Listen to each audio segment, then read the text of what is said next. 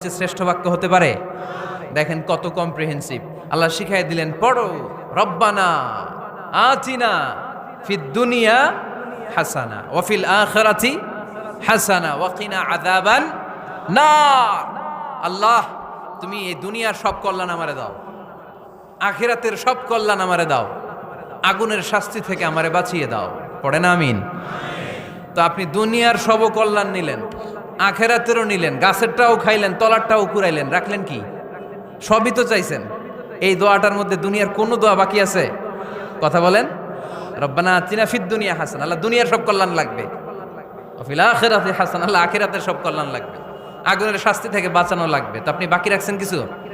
এই একটা বাক্যের মতো বাক্য গোটা বিশ্বটারে বিক্রি করলে হবে।